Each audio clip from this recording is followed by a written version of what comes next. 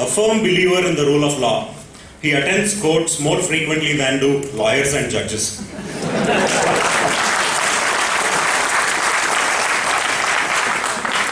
His grit and determination can be seen from the range of issues he has battled in court.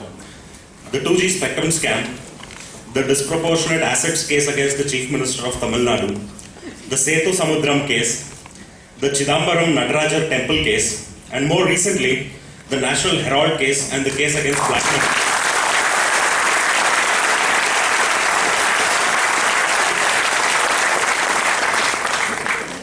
His tenacity is evident in an anecdote shared by one of his close friends.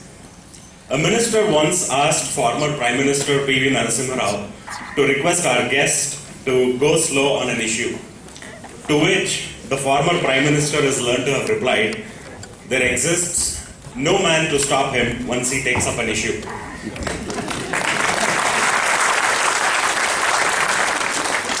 Most importantly, he has spent many years in academia, teaching at IIT Delhi and Harvard University. One of his former students went on to become the Finance Minister of India.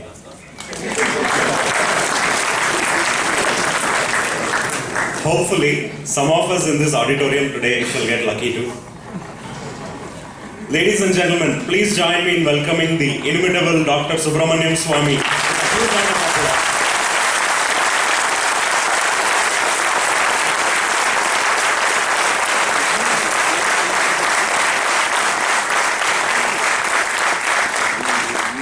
On behalf of IIM Bangalore, may I please request Richard to hand over a bouquet to our guest.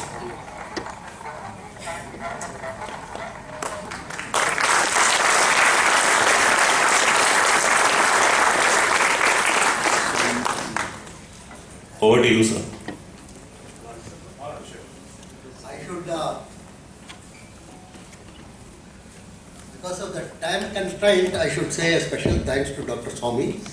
He was not able to avail of the regular flight facilities. So he hired an aircraft and has come for us exclusively.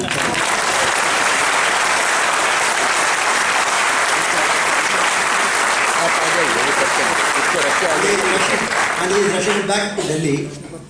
And as most of you know, we are a government institution. Even if the regular Subramanian comes, they will say you have come by peacock and not eligible for reinvestment. But Swamy didn't think about it. Anyway, I should thank him profusely for that. Thank you.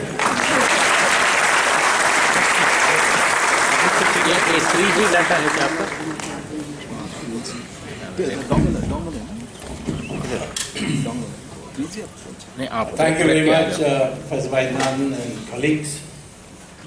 I'm grateful to the IIM for this opportunity to speak on a subject which is very important and which something needs to be done soon. First of all, some further details of something that was left out in my introduction. As the student who took my class, he wasn't my student, but he took one of my large classes, the introductory economics, which was compulsory. And he was not in the economics department, he was in the business school. And he was such a playboy that I failed him. And now he's, after becoming finance minister, now he's no more finance minister.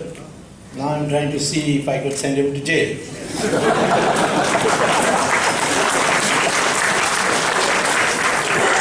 I had another student when I was a professor at IIT, whom I recommended to Harvard Business School, got in, became very famous.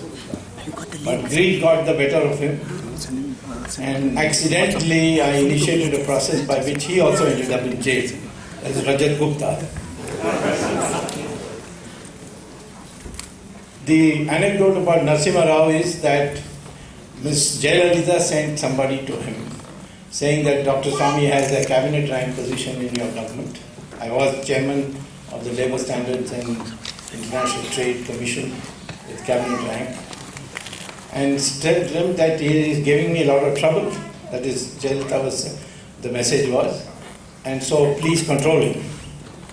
So Narasimha Rao said, I controlling Swamy, you find me someone in the whole world who can control him, I'll talk to him.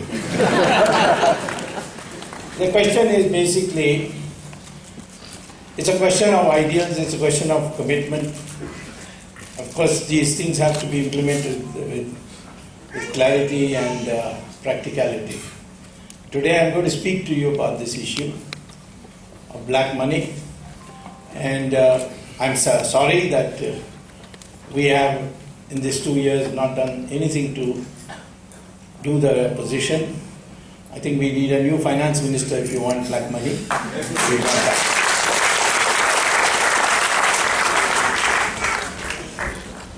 So I would like to tell you how practical it is to bring back my money. Abroad, the amount of black money is 60 times the income tax revenue. That means 120 lakh crores. You need not pay income tax for 60 years if you brought that money back. And I'll tell you how it can be brought back and how easy it is and how many countries have done so. The second thing is, within the country, black money is perhaps as high as 40% of the GDP as a benchmark number. But it circulates. The black money abroad is a stock, but because of certain financial derivatives introduced by that finance minister who deserves to go to jail, called participatory notes, the money abroad can also flow into the country and go back out again after earning something on it. So I'll begin by first telling you that black money is created when you engage in transaction outside the accounting system. And how to do it, chartered accountants are there and they tell you how to do it. So when there is no record of a transaction or partial record of a transaction, then black money gets generated. For example, if for example I export a certain amount but I underreport the earning, or I import a certain amount and exaggerate the expenditure for it, that's one way of generating black money. The other way is not pay your income tax, or bribe the income tax official to accept your estimate for a fee, and that money that is not paid as tax is then remains undeclared and therefore becomes part of the black money. So black money generation mechanisms are known and they can be easily plugged. In my opinion, the easiest way to plug it as far as the taxation system is concerned is to abolish income tax. Because in this country the rich don't pay income tax because they've got chartered accountants who will write off everything as expenses. And the poor don't pay because they're below the line, the exemption line. And the only is the middle class, the professional class, the new entrepreneurs, the salaried class, the professors, for example. These are the people who pay the income tax. And therefore, why should they be singled out? If you are an agriculturist and you're making millions of rupees, you don't pay any taxes. There's no income tax on agricultural income. So the income tax is restricted to this middle class, which is the one that is contributing to the innovation in the country, contributing to the administrative power of this country, the ability to governance. That class is being penalized, while the others are all going scot-free. So it's better then to abolish it, and it can be easily abolished.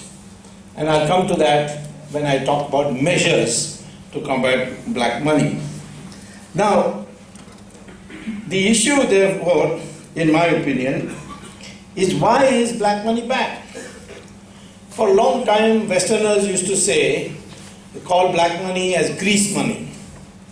that you are making the system more efficient by permitting a certain amount of black money. But if the impact of it is understood, then you can never be tolerant of black money. Because black money is like cancer. It goes on corroding your system. One of the things that will happen if you engage in black money operations is that you will get substandard products. Build a road, the minister then clears a tender notice, and the tender notice is rigged. And the person who gets the award, he then has to pay a bribe to the minister. And in the process, when he builds the road, he puts substandard material. And there is no one to question it. There is no accountability because the minister himself is complicit in it. And therefore, one monsoon and the roads go kaput. We built the finest roads in Malaysia, in Nigeria, in Iraq. In Iraq, in fact, we built such a good road that from Basra to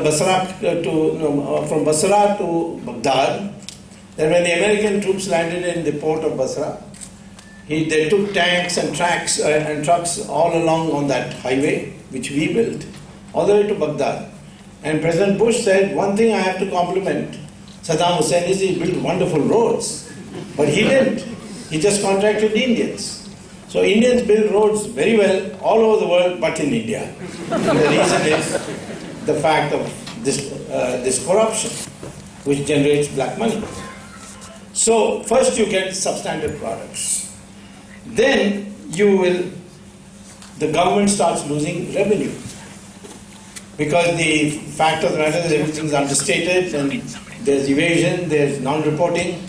And so the revenue that the government should get is automatically less. And as a consequence, the government makes up by raising petrol prices or diesel prices or essential commodities prices, which nobody can avoid.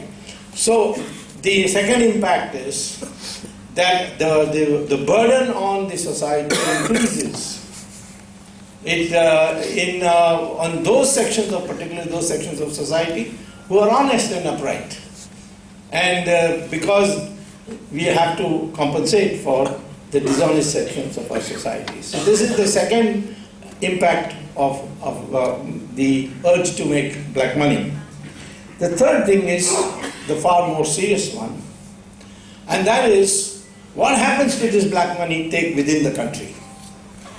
What happens is that the money is not spent on identifiable projects. I can't put up a steel plant with black money because immediately I'll come to the notice of the income tax and the authorities. So I will do things where cash transactions are easy. For instance, property, construction. And when you start having black money and you want to get rid of it, so you start building palatial houses, put marbles and marble flooring and all kinds of things. Every room has a television and air conditioner. So it's a massive, and then you buy 10 BMWs.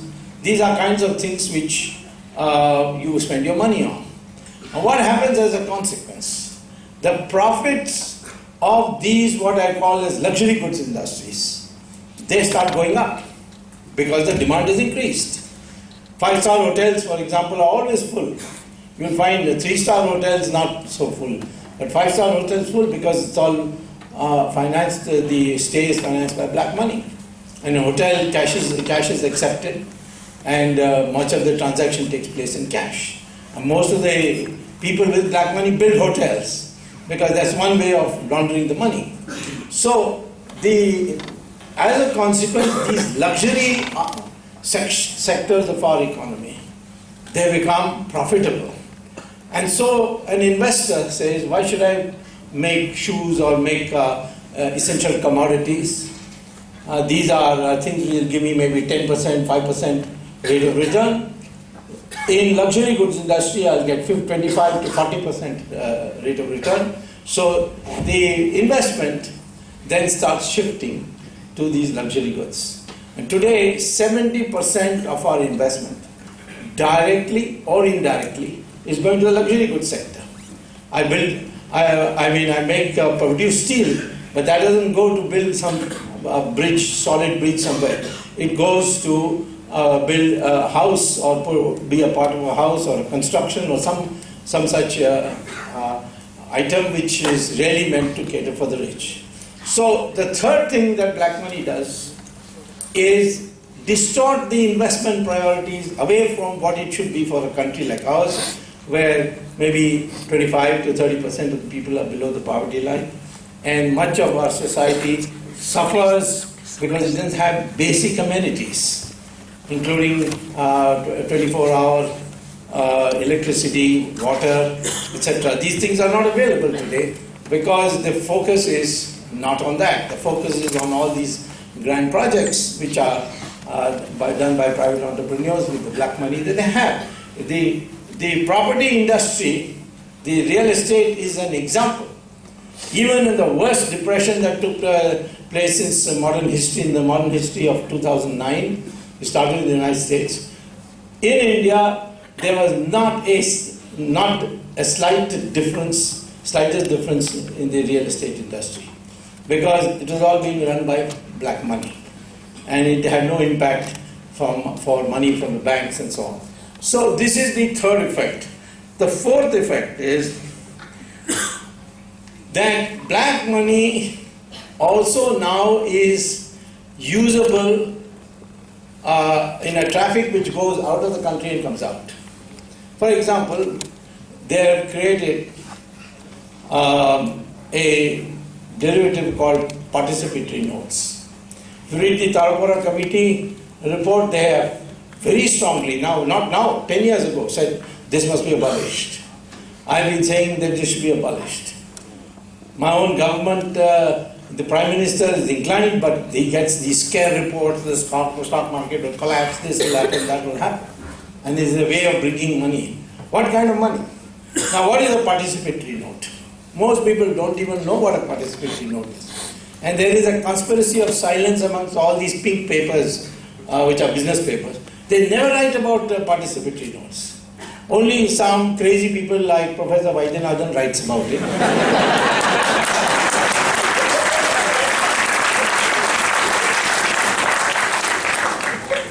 And what is a participatory note? It's just a piece of paper.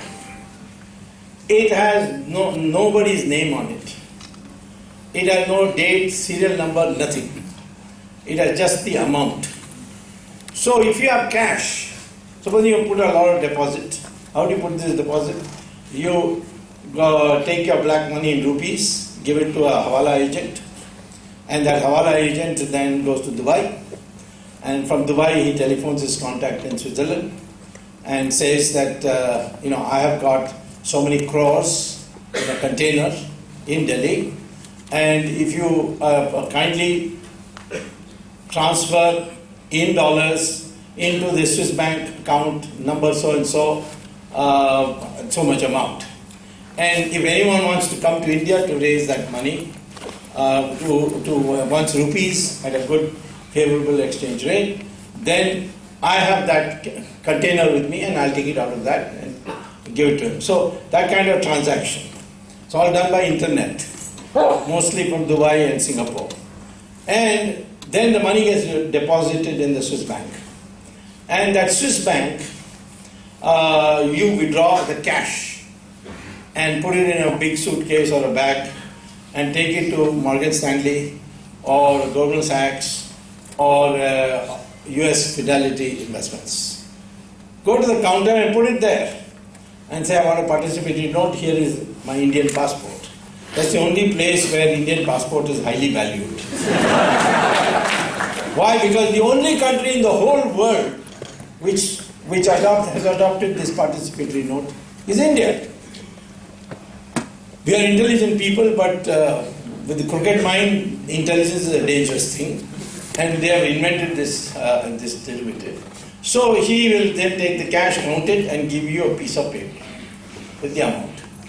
You bring that to India, make a photocopy of it and give it to the Reserve Bank. They will give you a receipt. Then you go to the stock market and hand him this participatory note and say, buy so many shares. Now it's hot money in the sense that any time participatory note money wants to return back, the Reserve Bank is obliged to give you the dollar equivalent of it.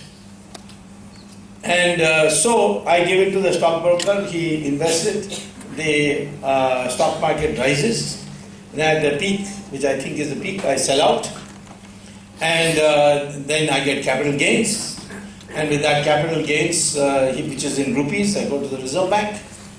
After paying capital gains tax of about 20%, I go to the Reserve Bank and they show him the receipt, and then you get dollars for it and you take the dollars abroad. Now it has become white money. So this circular thing goes on and on. Now there was one problem which Mr. Chidambaram faced. That was that you have to pay 30% capital gains tax. So he devised a new scheme. Said if any company from Mauritius invests in the stock market, it will pay 0 capital gains tax. Because Mauritius is a poor country, and a lot of Indians are there, nice people, there are only casinos there, and so on. So Mauritius got this exemption. And therefore what people do, they go to Mauritius, pay $1, and they register a company. And that company then invests in our stock market. And therefore they don't have to pay capital gains tax. And this has gone on. And today, if you look at the chart of all countries who have contributed to foreign investment to India, you'll find Mauritius on the top. It's not the United States. It's not Japan. It's Mauritius. A country which has nothing is got the highest. When I was investigating the 2G spectrum scam, I found that when we were doing the money laundering part, found that all the accused companies had an address in Mauritius. So I looked at it a little deeper, I found it on the same street. Then I found it on the same building. Then I found it on the same floor. Then I found it was on the same room which is locked with under furniture. So in other words, everybody uses that address and no one does any checking and the money comes. So the advantage is that if you put money in the Swiss bank and keep it there, then you have to pay a service tax. The Swiss banks don't pay you interest. You have to pay a service tax of 2%. And that is wonderful for Switzerland, because all the money that you keep in the Swiss bank, they invest in the bond market in America and get 4%. So 2% plus 4%, 6%. Don't have to work in Switzerland at all. It's a nice place to live if you're a Swiss citizen. So this is the way this participatory note has introduced instability into our stock market. Stock market in the last 15-20 years has been going up and down, up and down. Suddenly there will be a notice of crash, and then the price has gone down. Then the participatory note will come, and then the thing will go up. So this instability is caused by that. Similar instability is called an agricultural crisis. Why? The government, for some strange reason which no other government in the world has done, has allowed industrialists to do forward trading in agricultural commodities. So what do? They go to the wholesale market, meet the farmer, and the farmer will only accept cash. He is not going to accept checks. So you give him cash and buy the crop and put it in a cold storage, create an artificial storage and artificial shortage, and then the prices of agricultural commodities go up. India's agricultural commodities prices have been rising even whether there is a bumper crop, because of this forward trading that has been introduced. And that is entirely financed by the black money. So these are the things that hurt us very much economically. But even in terms of our national security, we are hurt. Because these Hawala people, they go to Dubai, and in Dubai they make the transfer. But in Dubai the rule is that no financial transfers will take place abroad without the clearance of the ISI of Pakistan. So the ISI of Pakistan knows who is having a bank account abroad, and what is his pass number? Can you believe then, if the ministers are keeping money abroad, will they be not afraid of the ISI? And they will soon recommend to the Prime Minister that we must be soft on Pakistan, not take, what a few Jawans killed here or there, these things happen. We must talk to Pakistan, we must have good relations with Pakistan. Because of this fear that you might be exposed by them if you took a hard Pakistani line. Generally speaking, find out who all the Indian politicians are taking a soft line towards Pakistan. Be sure that he's got a bank account abroad. That's one way of identifying.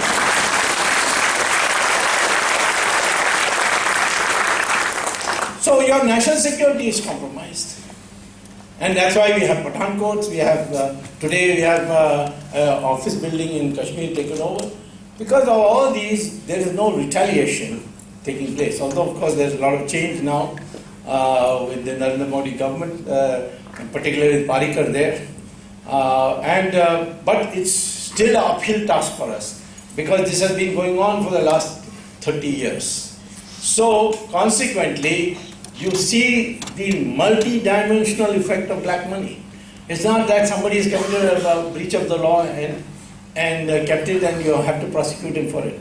It's the nation's future which is at stake here. And it must receive the topmost priority in bringing it back. Why have we not brought it back? Well, the measures that you need are the measures we are not using or adopting so far. Maybe, I will not be more specific, but to say maybe after May we might start adopting those methods which I'm going about to tell you. The first method that we have to adopt is we must make it such, our actions of the government should be such that each of us personally feels it's not worth being corrupt. And how to do it? Well, one certain way is catch people at the top. People ask me, why are you chasing Sonia Gandhi so much? Well, I'm chasing her because she's perhaps the one with the largest deposits of black money abroad. And if I catch her, then everybody down will say, if it can happen to her, it can happen to me. That fear is there. But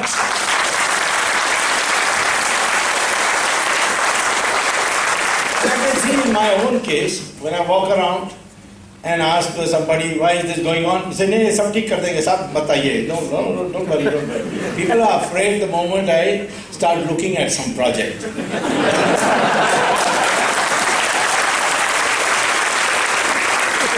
That fear we want to build for the government. Then you violate, you might get caught. And big people can be caught, then small people can also be caught. Today the feeling is, no, nobody will be caught. So, this is one thing that we need to do. The second thing is, I want to tell you that what are the ways by which you can make each of us feel that it's not worth being corrupt. So I developed a calculus for it. I put it down on the blackboard. Do you have a marker? Red will be more visible. Black is better or red is better?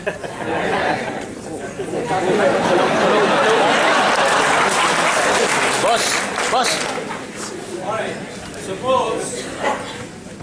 Suppose by a bribe B, you can see. Yeah.